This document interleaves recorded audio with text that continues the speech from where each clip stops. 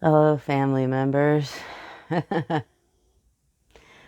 I uh I was making a whole nother video and socks kept coming around and I got hair up my nose and I couldn't stop itching my face, and so I stopped recording like, I don't know, like 10 minutes in. I was like, I'm just gonna have to do this over. So as soon as I start over, he comes back, of course, right? And then uh I got a little distracted because the way that I eventually made him finally leave me alone was I grabbed a joint and smoked. And being a normal cat, he's not a big fan of smoke, and so he took flight, which was good. But by the time that I got to where my nose wasn't itchy anymore and he was run off, and I got distracted and started like researching too much, and I overdid it, and I ran out of gas, and now I can't make the video. But I got everything set up here, right? And so I decided this is the video. This is what I'm showing you. This is what chronic illness can be like. This is what, like, weakness and fatigue can be like. This morning, I was working on some paperwork for my disability claim, which is like the most important thing in my life right now. I don't have income or any sort of like support or independence, comfort, security, stability. This is like the most important thing. And I was able to do like a page and a half before my arm hurt so much from writing that I had to physically stop. And I was so worn out from it, I had to come in here and lay down and take like an hour to like recover from like filling out a form for like a page and a half. It, I can't even tell you how frustrating it is to have that little of activity take so much out of you, you know, like I used to have to do tons and tons of forms. I went through chiropractic college and did my internship, and you had to fill out a ton of forms all day, every day, you know, in between seeing patients and going to class and whatnot. Like, it shouldn't be a big deal, right? But I can't do it. I can't type. And my symptoms vary, so I never know when it's gonna be, you know? Like, imagine trying to figure out how to do anything with anybody when you can't be certain if you're gonna feel up to it at any particular time on any particular day. Like, how does that work? You know, it's really hard. Like, about the only thing that works is for people to come stay with me, or for me to like go somewhere where they can stay with me or stay with them. That's it. If you're not like overnight in the residence where I am, it's really hard to like spend time with me because the hours that I'm available to you are going to vary so widely that it's impossible to plan like a day visit. And I can't go to see people. I just can't. Riding in the car is just too much. It's too much physically, and it like, I don't know, it just does something to my anxiety or whatever. I don't know. It makes me cry. I can't take it. So I don't go anywhere and I don't do anything. And I'm still a person. I'm still here. I still have thoughts. I still exist. But I feel so much like a wraith or ghoul or something, kind of like half existing and half not. You know, I think about all the things that I did get to do back before I became ill, and I'm so grateful for those experiences in a way that I never knew I would ever be. You know, like I already was pretty grateful for a lot of the opportunities I've had in my life, and then the gratitude just overwhelms me sometimes. I'm like, wow, I got to do that. Like, I could not do that now. That's so amazing. I, walked all over Paris with my mom and my brother, I drove to Wales from England, or from England. Well, I mean, yes, but from like north suburban London area. That's Wales to England, very far. They're like adjacent, so that's not that big of a deal. But like I drove uh from uh Hartford to Innisloss, like Aberystwyth kind of area, like Snowdonia. It was really neat. I liked it. That's a heck of a drive, though, I can tell you that. Oh man, I used to drive on back roads in West Virginia that would make the roads in Wales look nice. So, it wasn't that big of a deal for me, but it's the heck of a thing to do it on the opposite side of the road. I don't know. I think it's nice that I can still genuinely be happy about those experiences and recall them, and there's not like a bitterness or an anger like, oh, I can't do that anymore. I hope that I keep that attitude, because I'm sure that it would be very easy to become bitter and angry. Bitter and anger. I keep having these video ideas that I'd like to do, and then I make them too elaborate, and I'm not really able to carry them out. I have a whole one about my own genealogy that hopefully at some point I'll actually get around to, because I have some pretty interesting things that I found out, and I think some takes on that might be interesting for people to hear. And then the video I was going to make now, which was about my media consumption, which is vast. The one thing I can consume is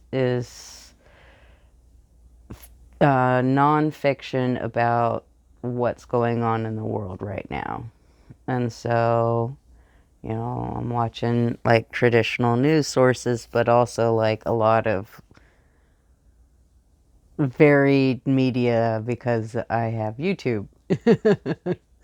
And so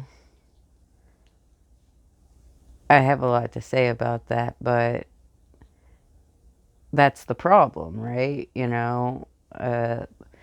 Because there's a lot I'd like to say, it'd be good if I could organize it in some way to be able to present it in any sort of coherent manner. And taking the time to even say, write out an outline. Well, I just told you about what writing out a page or two of information does to me physically, right? Even that level of organization has a physical cost. This paperwork's asking me stuff about like how my disability affects, my ability to feed myself. And that's such a hard topic because I think it's really made my disordered eating worse. I used to have it relatively under control, but I feel like my binge eating is happening more and more because you learn what it is that your body will more or less process. And then like at night I just eat and eat. It's so annoying. I hate it. I hate it a lot. But if I don't have things on hand to eat that are easy, then I just won't eat at all. And that's not better, you know? Like, it's very complicated, I guess, you know? Like, that's the thing is all of the things you take for granted in your day-to-day life. Like, I'm sure I even have things that I take for granted in my day-to-day life that this applies to. You you just don't realize how amazing they can be when you can't do them anymore. You know, it's kind of like if you break your leg or something, and then you realize how hard it is to do stuff when you can't just get up and walk around. Or if you break your wrist and you can't use one of your hands for a while or something. You know, like you just don't know what you have until you don't have it. And we know that like intellectually, but it doesn't stop us from still having these blind spots. And my point, I guess, with this video is just like, hey, here's some of what my blind spots were. Maybe you might have some of the same ones, and that might change your perspective on some things. You know what I mean? Like, uh, the necessity for accessibility. You know, like, we don't think about necessarily if you're ambulatory, you may not think about how big even just a little bit of a lip or a step or just a tiny little curb can be, or how restrictive a narrow aisle can be, or how like I have this doctor that I go to, and they have their office is in this really cute building downtown DeLand, and it's like super old and like it has a lot of the original types of fixtures and decor, and I absolutely love the little building. But in order to get inside, you have to go up like 3.5 steps, I guess. The one step is like weird. And these days when I'm going out and about, I'm rocking the rollator, right? My walker. And so I have to drag that thing up 3.5 weird, awkward steps while holding open this heavy, heavy door. Once I get in there, they've got an elevator and it's pretty accessible from there. But like, if I was non-ambulatory, there's no way I'd be able to get in there. Like, I guess they probably have a wheelchair accessible place somehow, way to access the building, but it's nowhere near like the normal parking. And that just that's really annoying. That's really exclusionary. And it's a doctor's office, so you know, people who are disabled might be going there in higher proportions, you'd think. Kind of annoying. Or when,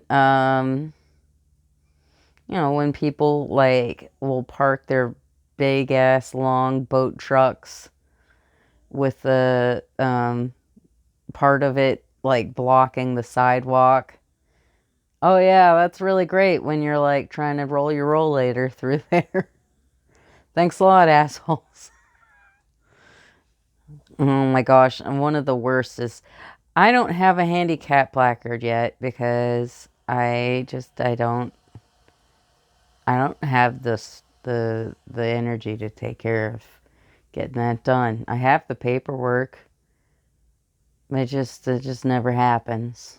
And so I go to this one doctor and they have a really small parking lot, and if there is a spot, it's almost always a handicap spot, which I can't use because I don't have a placard. And so they have like an auxiliary parking lot across the street. And I park over there, and then it's in grass. And so, unpaved. So I have to like get my rollator out, get in out of the grass. Uh, you finally get to pavement, and then you have to cross the street. And then once you get there, there's no easy way to get into the building that is like accessible, and so I have to like drive my rollator over grass to get to this doctor's office. It's so absurd. It's so absurd. And like I don't know, I always feel like the biggest like loser in the world having to do that, because I'm like, if I had my handicap placard I wouldn't have to do this, but I do because I don't have my handicap placard. I make my life harder for myself in certain circumstances by not being able to invest a little time to get that damn placard. That's annoying. Mm. It's an exhausting life, family members, to live this way. To never know what day is going to be like, what, and what. If there, I mean, when I do have bursts of productivity, I try to use it but not go too hard, because then I'll have a bad effect on the other end of it too. So I have to be so careful. I want to show you what the heck these two are doing. This is killing me. You see those two? That cat and that dog? You tell me that cats and dogs aren't friends. I love them. I don't know why I got that close. Sorry. But take care of yourself, family members. Appreciate what you have. And if you take it for granted, that's okay too. We all do. Be kind to yourself and others. Bye.